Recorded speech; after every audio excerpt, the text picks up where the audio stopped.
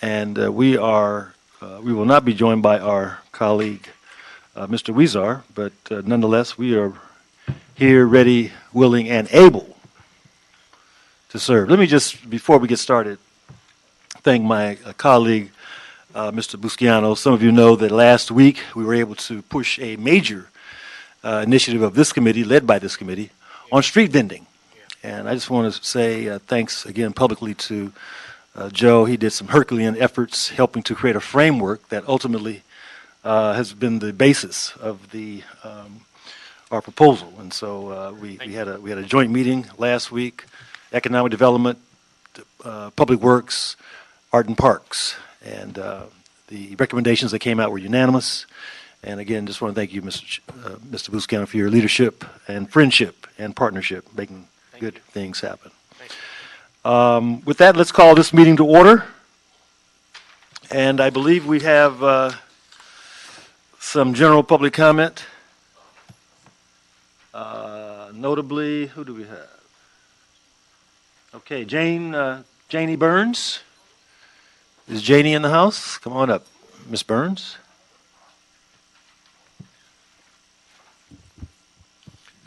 Oh, do I need this? And Mr. Chair, this is for 2 minutes, a multiple public comment, correct? Correct, 2 minutes.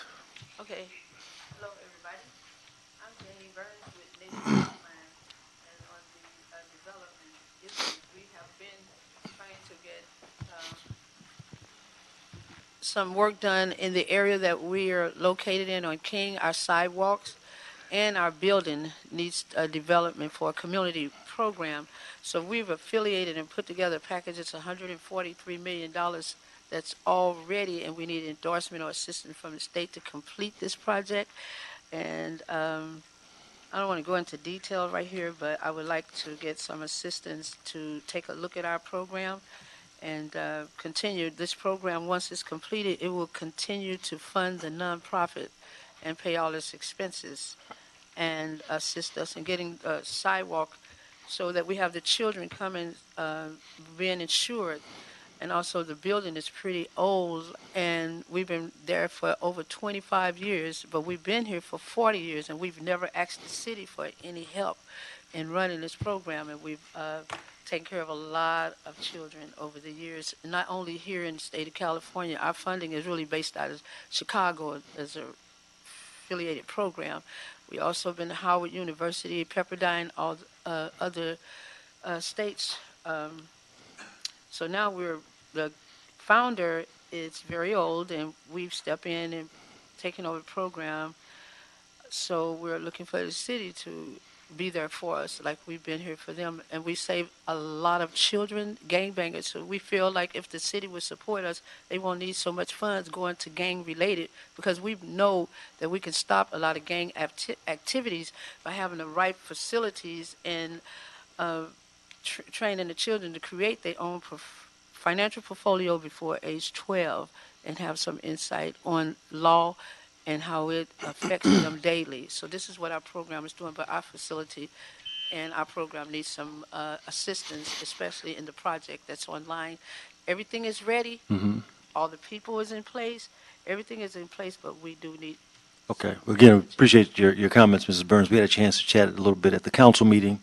I know your program operates in District 8 and 9. Yes, sir. And so our office is certainly willing to see how we can collaborate with you. If you will just speak with Marissa right after the meeting, that would be Thank you, sir. very helpful. Mm-hmm. Thank you. And for all that you do. Thank you.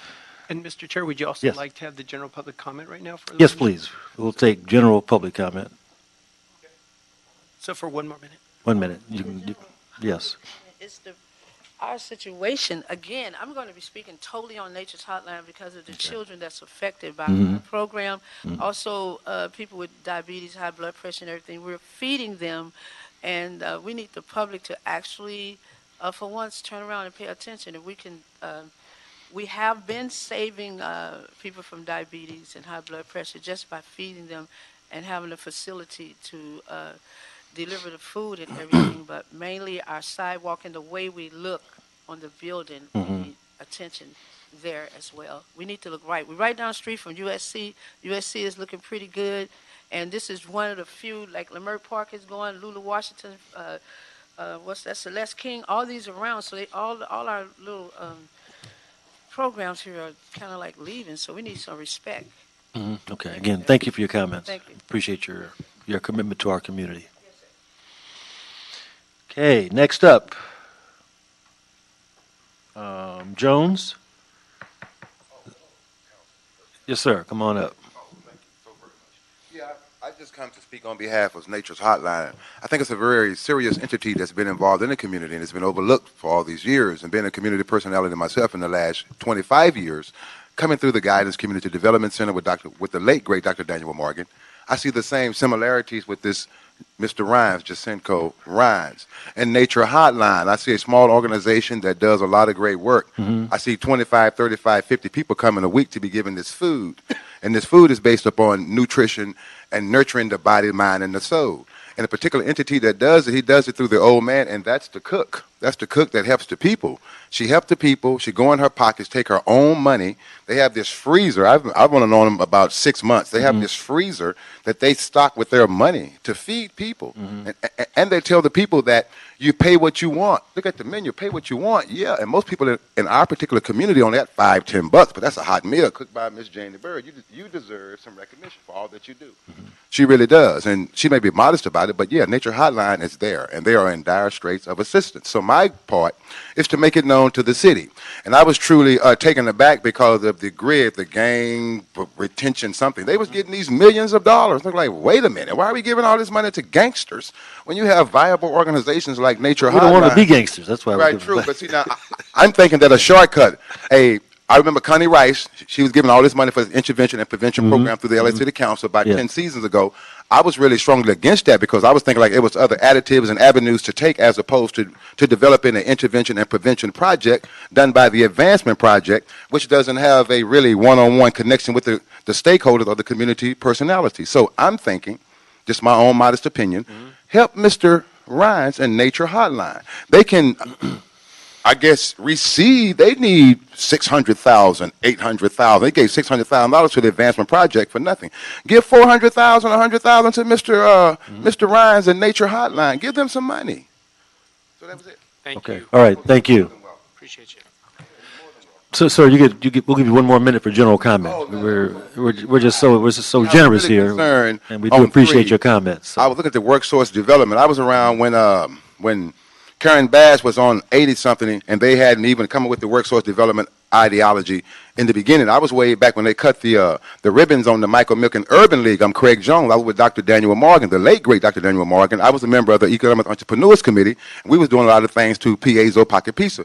Then they came with this workforce development through Karen Bass. Now, outside of that, you have this new program that's called Promise Zone. It went from the empowerment zone to the promise zone. Well, I'm the empowerment zone, baby. I come out that 1990 era. When I was the guy that was on Bryanhurst fighting the notorious Rolling 60s, when nobody said, Mr. Jones, you get yourself killed going out there. When I went on Bryanhurst, we had a block club. I was given plaques and certificates from Ruth Galanther, Sidney Thompson, Dan Lawson. They were supporting my program. I was at the Hyde Park Elementary School. So I see the same thing happening with Nature's Hotline. They need some money. They need some assistance. Okay. Because they're helping a lot of people, y'all. That's all I want to say.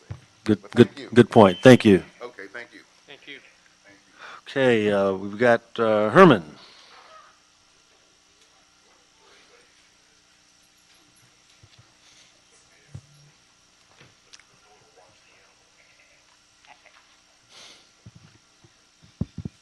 Whew. Look at this, folks. Housing bonds. And what does Measure 2 talk about? It talks about a legislative statute on amending housing for individuals with illnesses, specifically like Herman Jason Wesson, a.k.a. Herbie, mental health.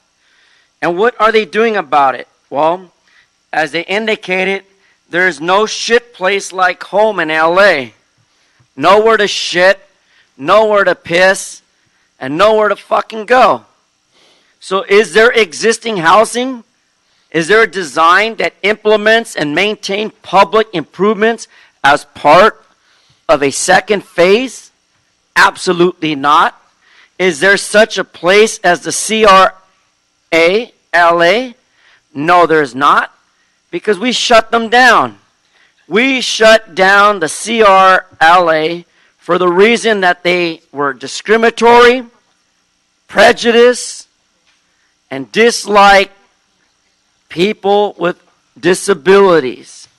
And as a result, we're asking for voters to push a $2 billion bond to fix the problem. Well, the remedy is not to fix the problem. The remedy is to allow the public to legislatively statute a limitation as to how the hell are we going to fix the Eric Garcetti problem. Have you not heard? Eric Garcetti is as much a jackass as the rest of the elected officials who steal the money. Let's stay on point, please. And if you look at CD 15 in the Watts Civic Center, the jackass from that district hasn't done shit to improve the quality of life in Watts. Fuck you.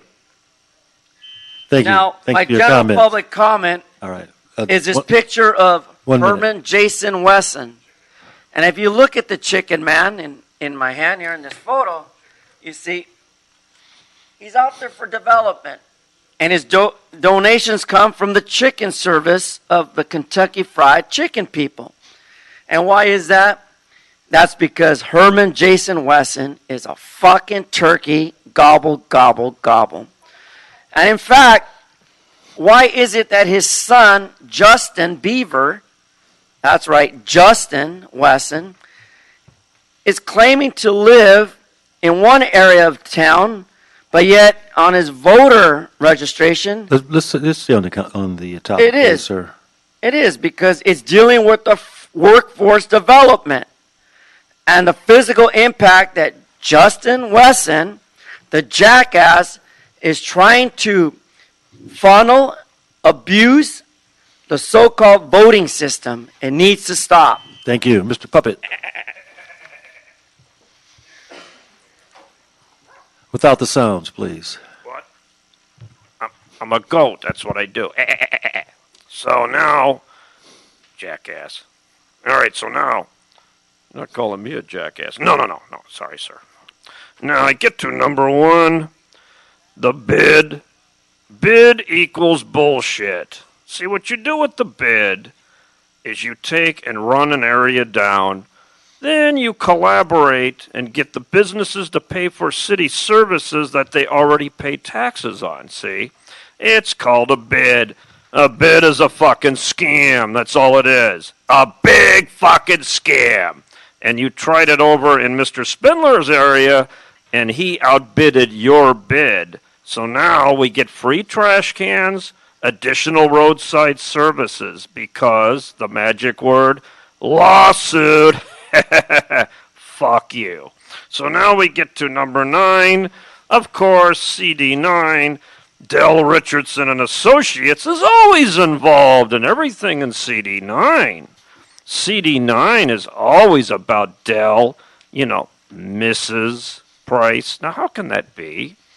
She couldn't have married you. You were already married to that lady in New Jersey. Wonder how that worked. Well, now we get to number 15, CD15, the Silver Tongue Cop. But we're going to leave him alone because he helped Mr. Hunt on Friday avoid a terror attack by Mr. Fauble. See, when you do a good job, I say so. So now we have CD3, Bob Blumenfield, the asshole Bob Blumenfield, and we call him Blob Blumenfield. Fuck him. And then number 8, Paul Krikorian is a stupid little goat. That's why I was created in his honor. He's a dumbass. Okay, thank you. You've got 1 minute. So you're missing a committee member. Did you know Jose Weezer got sued again from some city employee shit? Did you hear that? Jose Weezer apparently got the city sued for something he did with a staff member. Isn't that weird? Please stay on topic. Isn't that weird? Where is he? He's with his lawyers right now, reading the complaint. Yes, he got nailed again. And then we got, how does I go online? How is she Del Richardson Price? When did you get married to this woman? You were married to another woman all the way to 2018. So how did you get married? That's called bigamy. What date and where were you married, Curran Price, to this woman? Just answer the simple question. All you have to do is answer the question, and the answer is, yeah, we're never married. It's a fraud. Thank you for A fraud. thank you for your ill-temperate comments. That will close the general public comment. That will close the multiple comment and the general public comment. What's the next? Without objection, Mr. Luciano, let's take item 1, 3, 4, 6, 7, and 8 on consent, Sure, move the unless you items. have an objection. Move the items. Okay, that will be the order. What's the next item before us, Mr. Clerk? Item number 2, and item number 2 are reports from the Department of Convention and Tourism Development relative to pricing adjustments for policies for operating the Los Angeles Convention Center. All right. LA Convention Center in the house. Don Lou, here he is. Okay, Mr. Liu, the floor is yours. Thank you very much. Councilmember Price, Councilmember Buscaino. And I see we're joined by, I'm here today. I'm Don Liu, from Executive Director of the Convention and Tourism Development Department. I'm joined by our Assistant General Manager, Diana Mangiolu. We're here to discuss item number 2. welcome to you both. Thank you. Item number 2 is a recommendation from the department and our board to revise our pricing policy. As you know, we've been contracting AEG to manage the convention center for almost 5 years now. For 5 years now, this month, and we have not looked or changed the pricing policy since then. Over a year ago, we undertook a study, hired an outside consultant, CSL, to take a look at pricing for convention centers all across the country. They completed their work 6 to 9 months ago, and actually, as we suspected, our pricing is below market compared to other convention centers. As such, we took a look at where we wanted to bring our pricing to market. There's 2 categories of rental space that we have at the convention center: meeting rooms and exhibit space. The exhibit space are the large halls and the large revenue amounts that come into the convention center. Since we're undergoing expansion and modification in the hopefully short term, with your leadership, we decided that it was probably not the right time to introduce new rates on our exhibit halls. However, the meeting rooms are also way under market, and so the recommendation from our consultant and from staff was to slowly start to increase the rates on meeting room space. We're consistently way under market, but we don't want to shock the market either by moving our prices in line with the market immediately. So we're recommending we do it over a period of several years. So the recommendation before you is to increase the rates on meeting rooms only. Those are the smaller rooms, smaller revenues. And those rooms range in what size? About this size room to something 3 or 4 3 or 4 times this the size. But that's our recommendation at the time. Again, to leave the exhibit room rates where they are now, but to raise the rates on the meeting room space. I'm here to answer any questions. Both Deanna and I are available. Okay, just anything you want to add yet? And in addition to the pricing itself, we're also recommending a flexible pricing policy. which would enable the convention center to discount for those shows that are considered non-citywide. They're the local consumer shows, the shows that attract a lot of day visitors.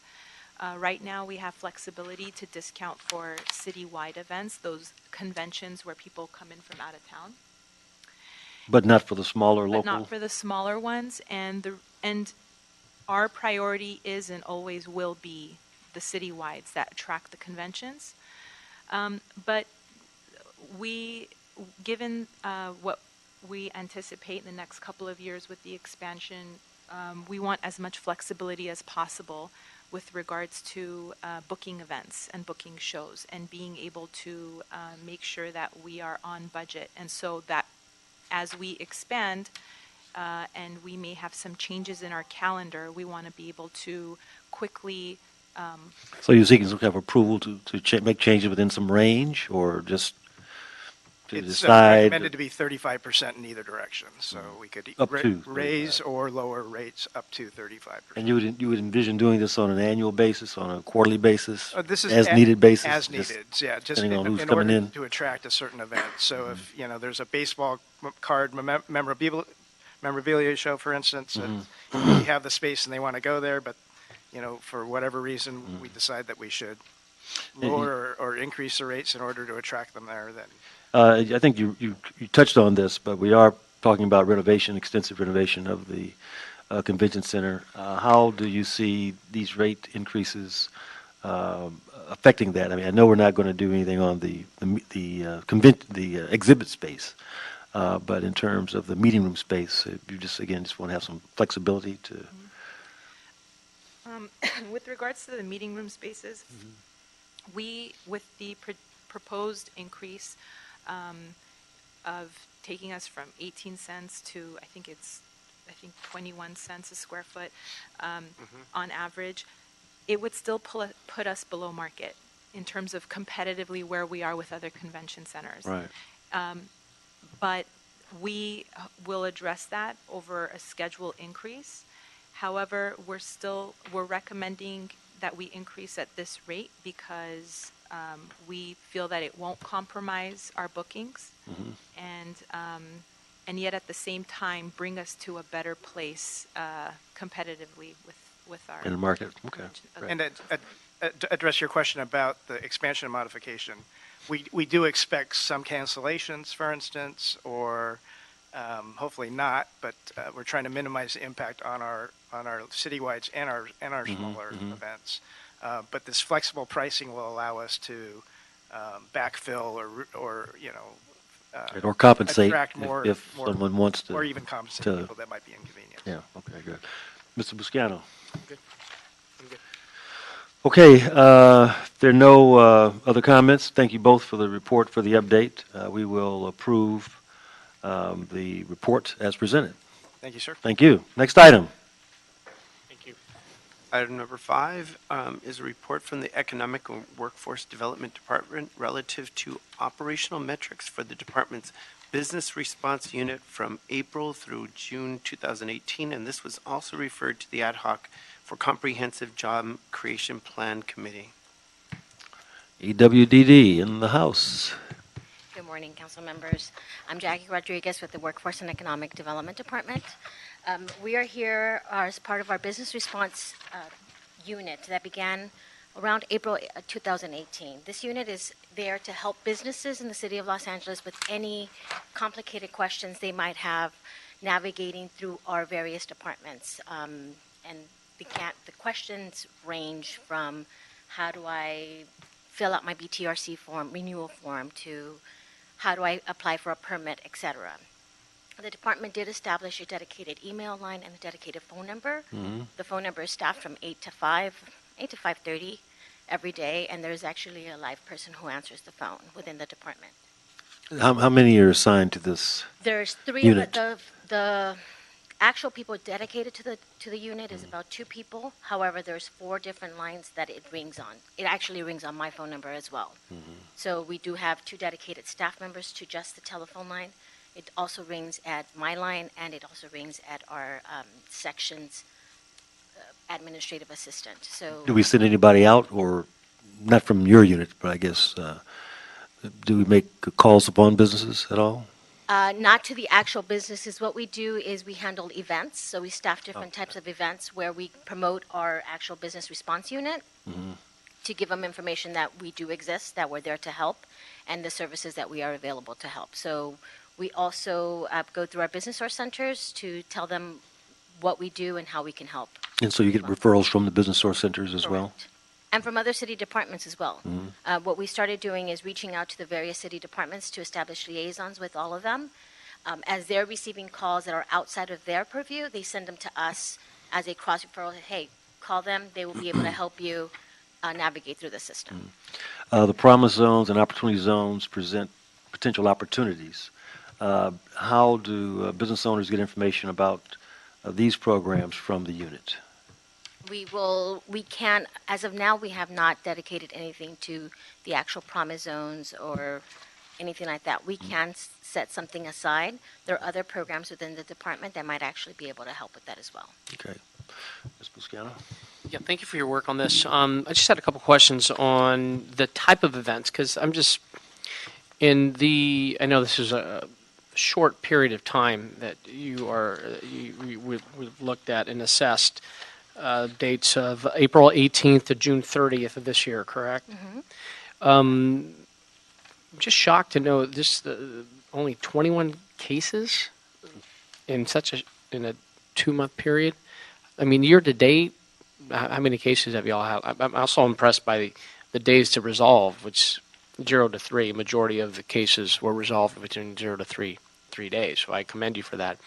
But can you just walk me through the type of events and the outreach that these new businesses are aware of the service that you provide? So, part of the challenge has been in these first few months is getting the word out that we exist. One of the things that we did work with Department of Finance is to put us on the business portal. So now the Ask Chip functions route them to us directly. So those numbers, we do anticipate that they will increase. As for the type of events, it can be actual, like, Chamber of Commerce events. We were at a veterans event last weekend. I'm sorry, veterans? Yeah, veteran. It was a veteran event at Patriotic Hall on Friday. We've also done events for the Small Business Expo, which touched about 7,000 people. It's more of a providing the services that we offer. So the events range in size, range in description. They're all centered around helping small businesses. We also hope that word of mouth, once we start establishing this unit, word of mouth will also help. But being on the business portal and on the finance website will help generate more calls to the unit. And I see your next reporting period is from July 1 to September 30th. Correct. Which will get a report in this committee, correct? It's actually almost ready for internal signatures. Oh, okay. We are working on that. Can you tell us how many cases you handled? I don't remember off the top of my head. Okay, But we do have the unit. One of the things that, I'll give you one of the previews, one of the things that we did see is that a lot of the calls that we're handling, some of them are not business related. So we're also doing information and referrals. Anybody who calls will receive an answer, some answer. We are strong advocates of customer service for our residents. Some of them might not fit within our purview, but we will refer them out to different causes throughout the thing. A lot of the other times is they hear LA businesses help. We get some county calls as well. So we do send them out to our counterparts in the county for services. We can't help businesses inside of the county or outside of the city, but we will send them to the appropriate resources. And remind me, how many people in this unit? There's 2 full staff. Our total unit is probably 4, but we do have other things that we're in charge of. Business Source, the up-and-coming CREAs, JEDIs, and EIFDs are all within that unit. Got it.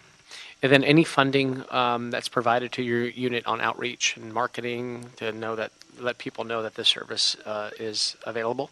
Not dedicated. We can use some of our funds for that, but as of now, there's not a dedicated source for outreach. I mean, each council member has a newsletter that they blast out. So I would just recommend, including us in CD15, I would just encourage you to reach out to the council members We as will well. be And doing that as well. if you To have give them the opportu- information yeah, and like provide them the links for those. an e-flyer, an electronic flyer that we can promote. This is an amazing. And even a blurb on Channel 35 Yeah, might that be too. helpful. You know, they- Again, I know there are businesses we often hear in the city. It's so hard to do business in the city of LA, but do they know that they have a one-stop shop, right? And this And is that's our main purpose, is Right, to help right, right. navigate through that. so if we can. Again, education and outreach is critical to make sure we're effective on this. So appreciate your work, and thanks for that 0 to 3 day response time to resolve these big issues. Yeah. That's great customer service. Thank you, Mr. Chair. Thank you, Mr. Busciano. Talk about a little bit about this, the business resource centers again, and how you interface with them, or how you don't interface with them, and The Business Source Center? how you, yes. Yes. What are the potentials for collaboration there? Because they're supposed to be our main business portal, correct? Absolutely. how do Our we- business source centers are actually under my unit as well. There's 9 different nonprofit nine different centers operated by 5 different nonprofits. 2 or 3 of them have 2 centers in different areas. They're located throughout the city of Los Angeles. They are there.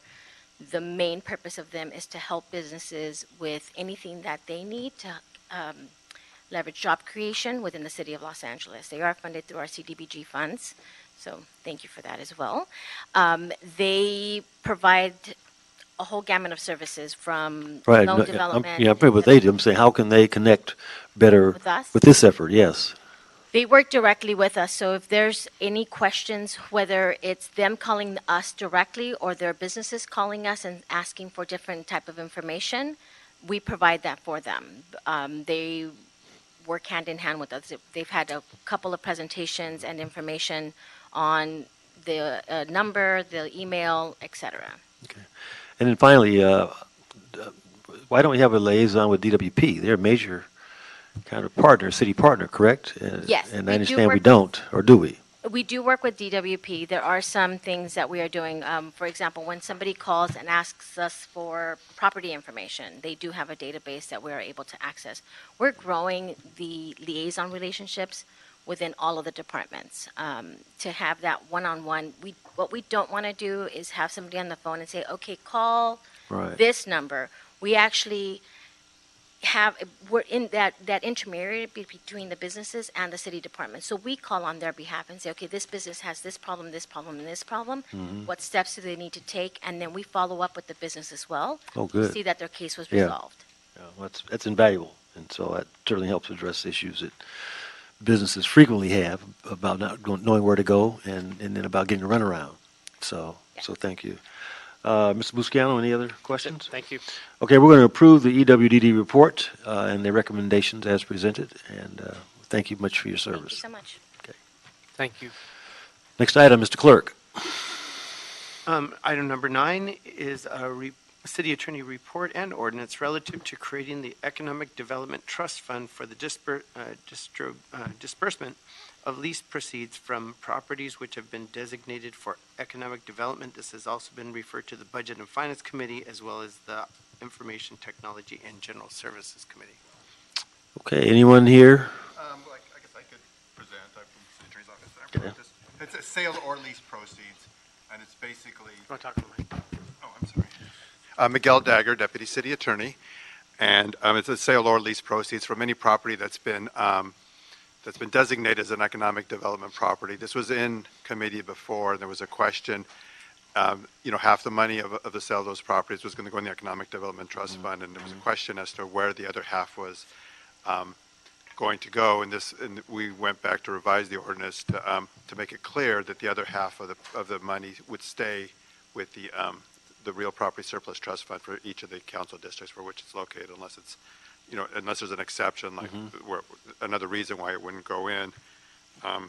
Basically, this ordinance sets up the account. Properties have to be designated as economic development and go through the process and sold, and then the proceeds would be distributed accordingly. Okay, it seems like a fair way to do it. Mr. Busciano, you have any comments on that? Nope. I'm happy to see this come forward. Okay, well, let's approve the draft ordinance without objection. That will be the order. Thank you. Thank you. Chair. Mr. Clerk, what is there before us this time? The desk is clear. Desk is clear. This meeting is adjourned. Thank you. Thank you.